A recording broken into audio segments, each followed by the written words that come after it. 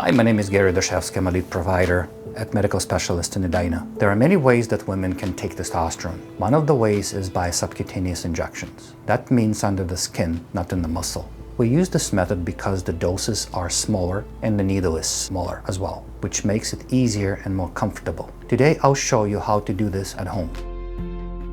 First, clean the vial 3 times with alcohol.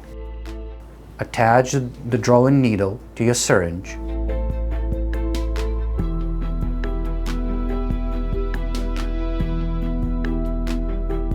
And pull air into it, the same amount as you dose. Put the needle through the rubber top and turn the bottle upside down.